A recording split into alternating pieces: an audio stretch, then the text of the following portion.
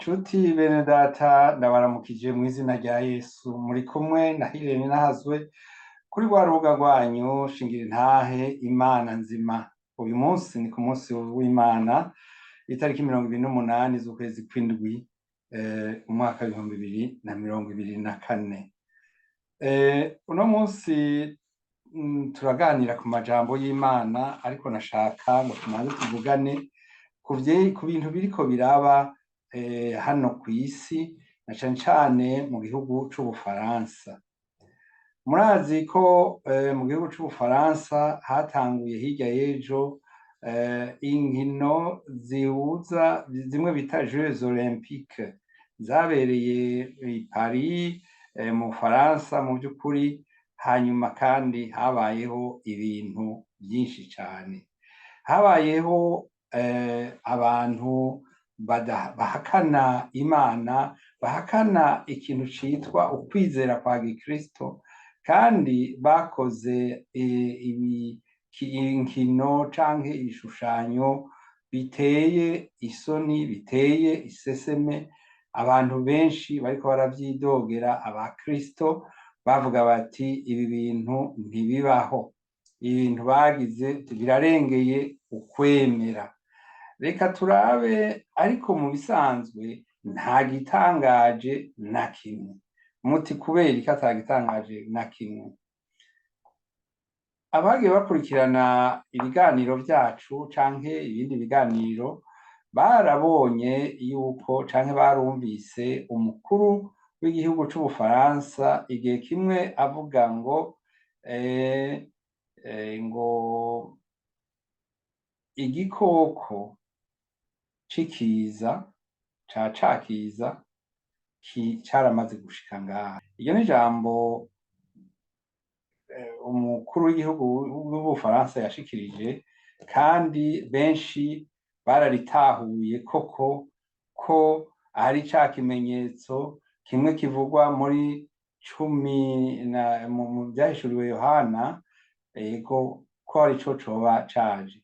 Mu bisanzwe abakunda gusesangura ibintu n'ibindi bari bamaze kuvuga yuko muri izo nkino za Jeux Olympiques zari zateguriwe kubera mu Bufaransa, bavuga ko hari hateguwe ibindi bintu vyinshi bizoba. N'ubu izo nkino zirabandanya, kumbure navyo nyene bizoba. Ariko reka tugaruke ku majambo ya Bibiliya yerekana ivy'ibihe vya nyuma. Aha rero ngiye ko mvuga akababaro mfise, kubera yuko twumvise mwene data twahora tumubona ko ari umuntu kumbure ayobowe na mpwemu yera, ariko tuza twumva arihanukiriye avuga ngo nta vyo kuzuka kwa kabiri, avuga ngo ibintu vyinshi ntarinze gusubiramwo ngaha. Ariko ni kimwe mu bimenyetso vya nyuma, gusenywa kwa Yerusalemu no kugaruka kwa Yesu. Reka turabe mu gitabo mw'ibarura rya Petero rya kabiri, mu gace kaho ka gatatu, akarongo ka gatatu. Icambere mukwiye kumenya ko mu minsi y'iherezo hazoza abacokoranyi, bacokora ukuri kandi bagakurikira ivyipfuzo vyabo bibi. Reka twonge dusome no mw'ibaruwa yitiriwe Yuda, ni igice kimwe gusa, ariko agace ka 18 katubwira aya majambo. Katubwira ngo bababwiye bati mu bihe vy'iherezo hazoba abacokoranyi bakurikira ivyipfuzo vyabo vyo kutubaha Imana.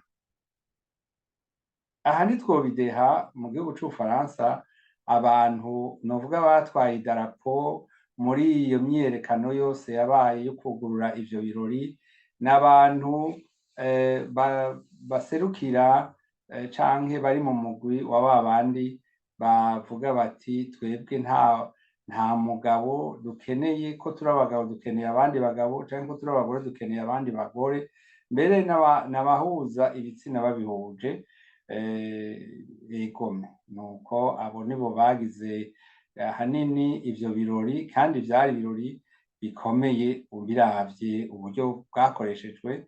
Hariho ibintu vyinshi binyuranye n'ijambo ry'Imana vyahavugiwe n'ivyahakorewe, ku buryo abakristo n'ubu baguma bumvise yuko umenga babafashe nabi, kandi n'ivy'ukuri ariko ni ijambo twumvise. Bibiliya ngaho ivuga abacokoranyi. Sinzi yuko wewe mu rurimi ukunze kuvuga yuko uzi ico abacokoranyi kivuga canke gucokora.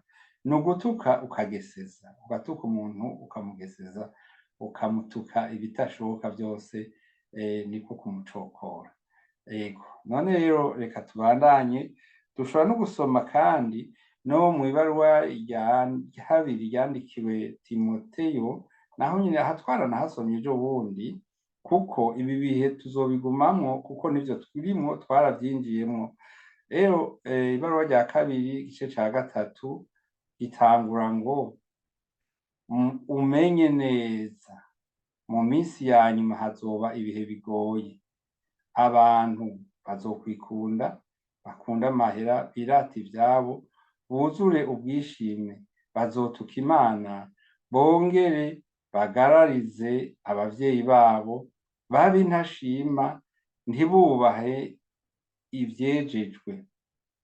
Urukundo rwabo ruzotimba, babure uguharira, bazonanirwa no kuganza ingeso zabo, banke iciza cose.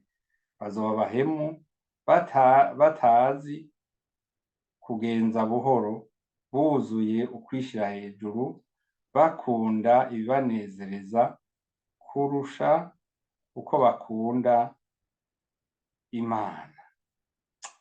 Haleluya. Muri iki gihe rero hari abantu bahisemwo kwiberaho ubuzima uko bo bavyumva. Avuga ati jewe mu bisanzwe navutse ndi umuhungu, none mbona atari vyo ndimwo, reka mpindure nje mu wundi mugwi. Barabikora kandi baravyemerewe, biriho. Mu yandi majambo ni nko kuvuga ati Imana jewe siyo imbwira, ni jewe ndayibwira ivyo ngomba kuba. Twamye tuganira n'umuntu afise abakunzi muri abo, barambaza ati wewe nk'umuntu asanzwe ayobora igikorwa c'ishengero, abo bantu ubafata gute mu gihe baje mw'ishengero? Ndamubwira nti uwo ari we wese arahawe ikaze mw'ishengero aho dusengera, kuko ni ingoro y'Imana, nta n'umwe ikumira. Ati yamara jewe mbona umenga naho mubemerera mubabwira ngo bazohinduke, bahindure, ariko bobo sivyo bipfuza. Bipfuza kuza bakabana namwe, mugabo ntihagire uwubakorera ku mico yawo. Mu vy'ukuri akamaro k'ishengero ni uko abantu bahinduka, bakaronka imfungurwa y'ijambo ry'Imana, bagahinduka, kuko Yesu yaje kutwigisha guhinduka, kuko twese twari abanyabyaha, ariko twakijijwe na Yesu Kristo. Ubu rero novuga nti twihaye Yesu Kristo ngo atugaba tuganze. Mu vy'ukuri ni wadutegeka, twebwe ntitushobora kugira ivyo dushaka, ariko nubwo vyoba bitarakunda ko icaha tugiheba, ariko tugumaho kugira ngo bikunde ico caha tuvane naco. Pawulo yari intumwa ya Yesu, muramuzi, yavuga ati yewe jewe ndagowe, iciza nipfuza gukora sico nkora, sanga nakoze ikibi ndipfuza gukora. Ariko yagumanye kwizera kugeza aho avuga ati jewe ni urugamba narwanye ndarwejeje, kandi nagwanye intambara nziza. Nanje ayo majambo niyo nipfuza kuzogira. Egome nuko reka rero tubandanye, hariko haraba ibintu wewe wirinde ntugwe mu mutego wa wa mugwanizi. Si ukubera yuko ibintu bigirwa na benshi canke bivugwa na benshi ko ari vyo vyiza, oya. Twebwe tukurikiza ico ijambo ry'Imana ryatubwiye. Yesu niyo mahirwe dufise, ntiyaje gucira urubanza abari mw'isi, ariko yaje mw'isi ngo bamwizera bakizwe nawe, abantu b'isi bakizwe nawe. Gukira muri Yesu Kristo ni iki? Ni ukwemera ko Yesu Kristo ari umwana w'Imana, ko yapfuye akazuka, ko yabaye mu mubiri, none kandi ko yagiye mw'ijuru, azogaruka kutujana. Ivyo niryo shingiro ryo kwizera kwacu. Aha turi ngaha nivyo nk'uko Pawulo yavuga ati turazi neza ko iri hema tubamwo ari wo mubiri wacu.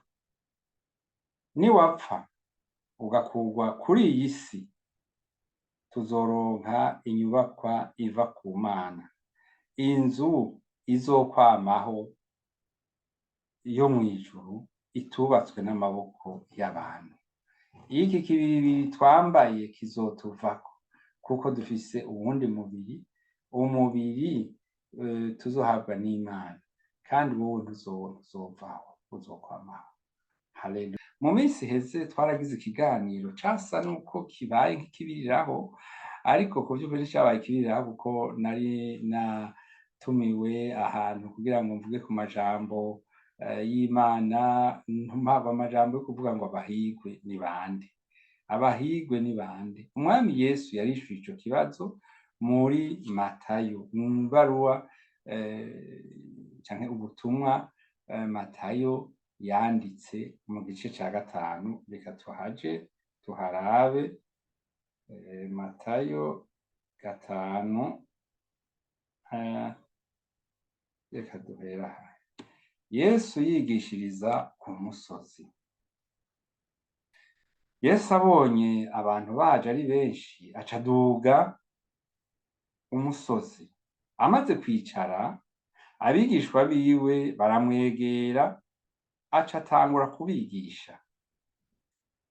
Abahigwa bariho, arababwira ati hahiriwe abumva ko bakenye mu buryo bw'impwemu, kuko ubwami bw'ijuru ari ubwabo. Hahigwa abarira, kuko ari bo bazohozwa. Hahigwa abaciye bugufi, kuko bazoragwa isi. Hahiriwe abafise inzara n'inyota yo kugororoka, kuko bazohazwa. Hahiriwe abagira imbabazi, kuko nabo bazozigirirwa. Hahiriwe abafise imitima itanduye, kuko bazobona Imana. Hahiriwe abaharanira amahoro, kuko bazokwitwa abana b'Imana. Hahiriwe abahamwa bahogwa ukugororoka, kuko ubwami bw'ijuru ari ubwabo. Nagiye niyumvira kuri aya majambo, ndavuga nti none aha umuntu afisemwo kamwe gusa yovuga ngo arakwije? Ibi vyose nivyo twahawe, dutegerezwa gukurikiza. Turondere amahoro, duharanire amahoro, tubabariranire, tugire inyota y'ivy'ijuru. Nk'ibi byose, aya majambo yose dusomye, uzobura umuhigwe niwayatahura, niwayagenderako. Abantu bakavuga bati uriya n'umwizigirwa, uriya n'umuntu aca bugufi, uriya n'umuntu aharanira amahoro, uriya afise inyota y'ivy'ijuru. Haleluya. Ego aha reka tubandanye nuko ntabangeza igisomwa kigera ngo namwe muzoba muhiriwe abantu nibabatuka bakabahama bakabavuga ko ibibi byinshi babampora muze munezererwe kandi muhimbagwe kuko impera yanyu izoba ari nini mw'ijuru kuko niko bahamye abavugishwa n'Imana babitangiye imbere. Mu minsi iri imbere abantu bavuga ubutumwa bwiza bazogira ibibazo byo gukurikiranwa kubera hariho ivyaha biriko biratugaragarira kandi bagashaka bene kubikora ngo ntitukabivuge ko ari ivyaha kandi ari ivyaha. Ivyo rero bizotuma abatari bake bashobora kugirirwa nabi canke bagakurikiranwa canke bagafatirwa ibihano. Ivyo muvyitegurire niko bizogenda. Ego kuko hari ibitabo mpanavyaha, ivyo vyaha ntibirimo.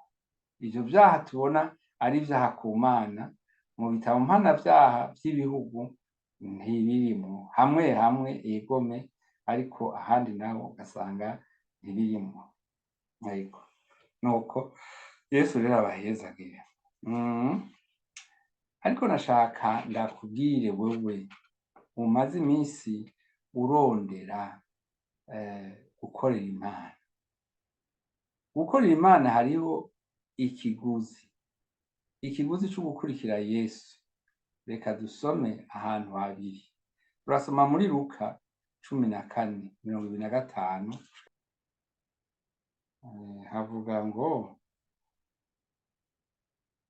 ikiguzi cyo gukurikira Yesu ni umutwe w'amajambo. Yesu ari mu nzira agenda, hari isinzi ry'abantu bari bamukikije bamukurikiye. Maze Yesu arahindukira ababwira ati ugomba kumvirikira ariko niyankese canke nyina canke umugore wiwe canke abana canke abo bavukana ndetse n'ubuzima bwiwe nabwo ntashobora kuba umwigisha wiwe. Ugomba kunkurikira ariko ntiyankese canke nyina canke umugore wiwe canke abana canke abo bavukana ndetse n'ubuzima bwiwe nabwo ntashobora kuba umwigisha wanje. Ni Yesu abivuga. Kandi utikorera umusaraba wiwe ngo angurikire ntashobora kuba umwigishwa wanje. Biragusaba rero gushira Imana hejuru y'ibindi byose, hejuru y'abavyeyi bawe, hejuru y'abana bawe, hejuru y'abagenzi bawe, hejuru y'ibindi byose wobona umenga biragufitiye akamaro. Imana iri hejuru y'ivyo. Ugomba gukurikira Yesu nico kiguzi usabwa. Reka dusome ikindi gisomwa gisa n'ico naco nyene kiri muri Luka ariko mu gice c'icenda reka tuharabe mu murongo wa 57 turaraba aho uri usome ayo majambo. Umutwe w'amajambo uvuga ngo abisamariya banka kwakira Yesu, ariko ndibaza ko atari umutwe w'amajambo uvuga ngo gukurikira Yesu. Bari mu nzira bagenda, umuntu umwe araza abarira Yesu ati nditeguye kugukurikira aho uja hose. Yesu aramwishura ati imbwebwe zirafise imyobo zibamwo n'inyoni zo mu kirere zirafise ivyari, ariko umwana w'umuntu ntagira n'aho akika umusaya. Yesu acabarira uwundi muntu ati nkurikira. Ariko wa muntu aramwishura ati mwami ndeka mbanze ngende mpambe data. Yesu aramubwira ati reka abapfuye bahamba abapfuye babo, ariko wewe genda uvuge ivy'ubwami bw'Imana. Hanyuma uwundi nawe araza avuga ati mwami ndagukurikira, ariko reka manze ngende sezere umuryango wanje. Yesu aramwishura ati nta muntu araba inyuma ariko ararimisha inka aba abereye ubwami bw'Imana. Haleluya. Amajambo rero arakomeye. Ni ukuvuga uriko ukorera Imana niyo ushira imbere, iri imbere ya vyose. Kubiririmba hari aho tubiririmba, ariko benshi ugasanga mu vy'ukuri ntibabitahuye. Ninde azoshika rero kw'iherezo ryiza? Nunu wihangana. Ivyo rero tubisanga muri Matayo. Uwihangana mbega amera gute? Uwihangana, Matayo 24:4-13, reka tuhasome. Matayo 24:4-13. Matayo 24 kuva ku murongo wa 4 gushika ku 13. Yesu arababwira ati mwiyubare ntihagire umuntu n'umwe abazimiza, kuko benshi bazoza mu izina ryanje bavuga ngo ni jewe Kristo, kandi bazozimiza benshi. Muzokumva intambara n'inkuru zivuga ivy'intambara hirya no hino, ariko ntimuze muhagarike imitima. Ivyo bitegerezwa gushika, ariko iherezo rya vyose ntirizoba rirashika. Ihanga rizotera irindi hanga, ubwami butera ubundi bwami. Ahantu henshi kw'isi hazoba amapfa no kunyiganyiga kw'isi. Ivyo byose bizoba ari intango y'ibise. Hanyuma bazobafata babahame ndetse babice. Muzokwangwa n'amahanga yose babahora izina ryanje. Ico gihe benshi bazota ukwizera, bahemukiranire kandi bankane. Hazokwaduka abavugishwa b'ibinyoma benshi, kandi bazozimiza abantu benshi. Kuko ikibi kizogwira,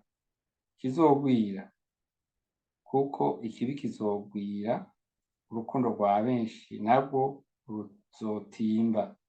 Ariko uwuzokwihangana gushika kw'iherezo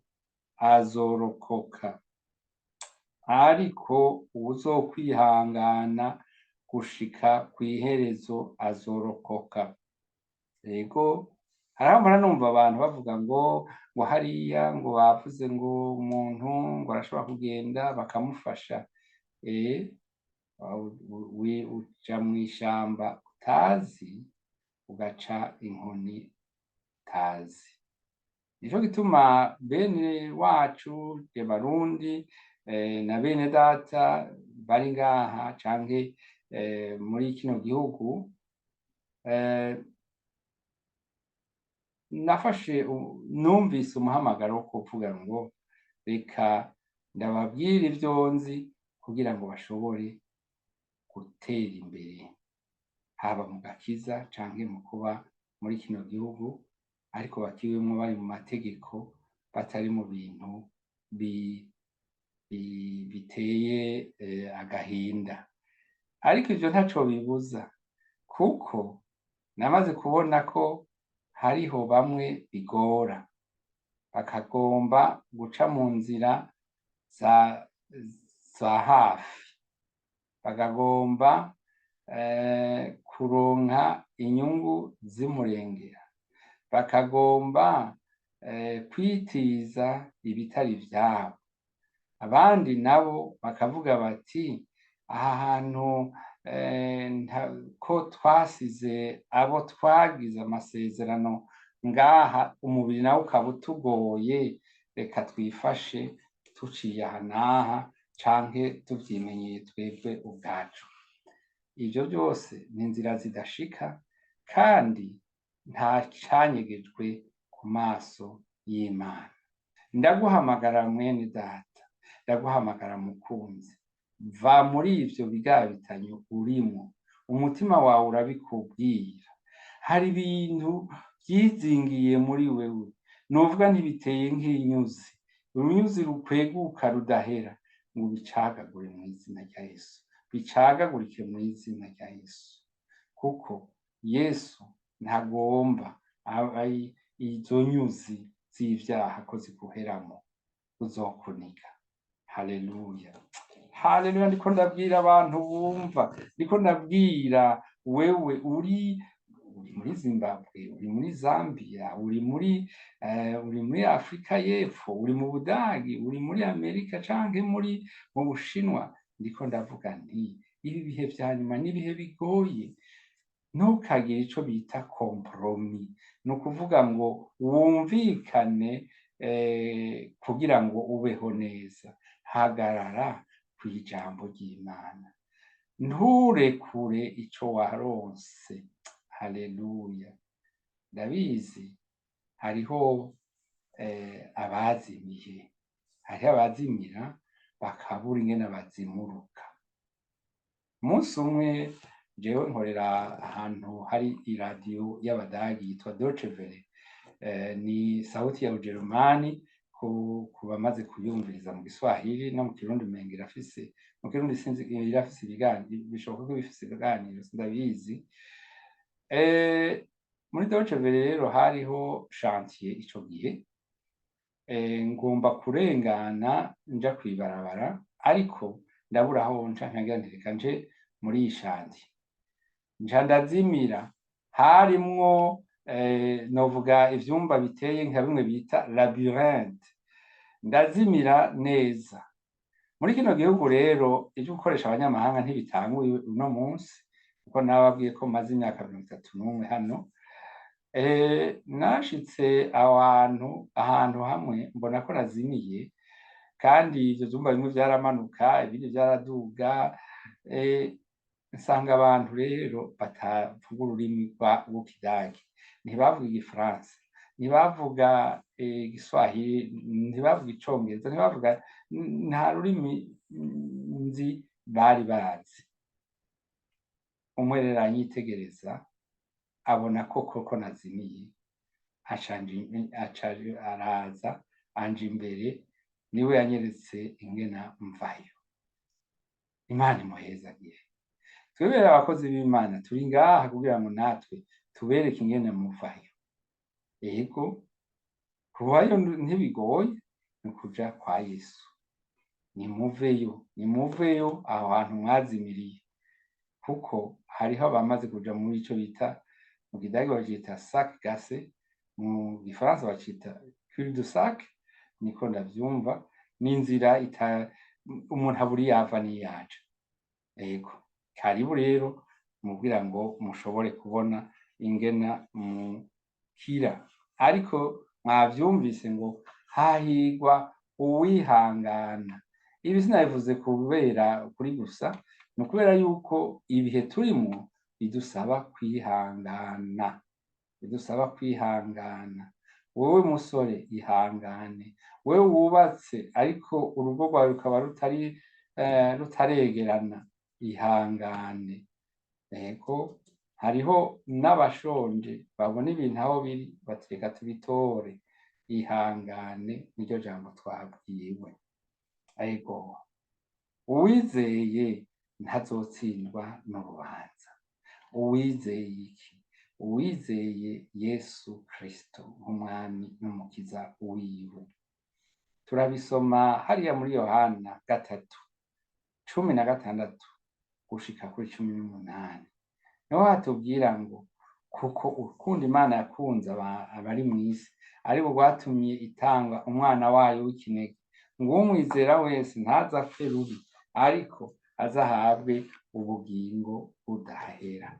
Ni ukuvuga Yesu ntiyaje gucira imanza abantu nk'uko bamwe usanga bavyiyumvira. oya, yaje ngo abamwizeye ngo isi ikizwe nawe, uwumwizeye wese arakira. Nama nkunda kwibuka aka karorero gakomeye, akarorero ndakababwira mu kanya, ariko twari turi kuri Yohana 13:16 canke 17. Erega Imana ntiyatumye umwana wayo kw'isi gucira urubanza abari kw'isi, ahubwo yamutumye kugira ngo ibakize biciye muri we. Wewe ufise umuzigo ukuremereye, raba Yesu.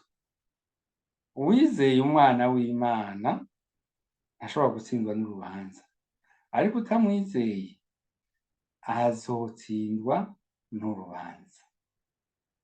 Utamwizeye azotsindwa n'urubanza. Reka tugaruke muri Matayo kandi dusome ayandi majambo aturemesha kandi akatwubaka muri kino gihe. Amajambo naya amantunga kuko nahatoye subira kuhabura. Nego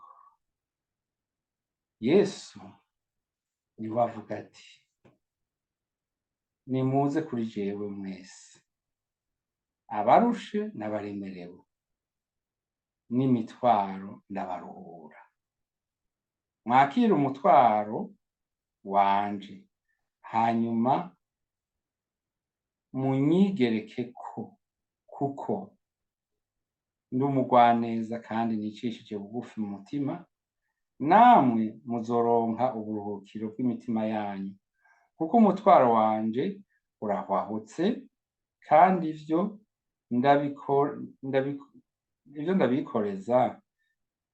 ndabikoreza ntibiremeye. Haleluya, ntibiremereye na gatoya. Ego ndanezerewe rero no kugira ngo dushobore gusangira aya majambo. Muri kino gihe hari ibintu vyinshi, abantu rero bakagira ibibazo, bakagomba ibintu birebire, ariko Imana sivyo ishaka. Imana ishaka kugukiza. Ni wewe yarungikiye umwana wayo w'ikinege Yesu Kristo. Ego Imana ikugirire neza aho uri, wiyumve ko igukunda, wiyumve ko igira kigoro kugira ngo wewe ukire. Haleluya. Ndakwifurije rero umunsi mwiza canke ijoro ryiza, bivana n'amasaha urabiye ko aya masanamu, hanyuma naho ubutaha. Hari ikintu ushobora gukora kugira ngo nawe ugire uruhara muri kino gikorwa. Iyi video uyihereze bagenzi bawe, mu ntumbero yo kugira ngo nabo aya majambo aremesha abafashe. Ntubigire ngo ngomba namwongerereze ibiharuro vy'abaravye. Oya, ivyo sivyo turondera. Nivyo nibisanzwe. Wobikora ugashobora kuha abandi bagenzi bawe ubu butumwa, kumbure hari abo bwofasha bakarokoka.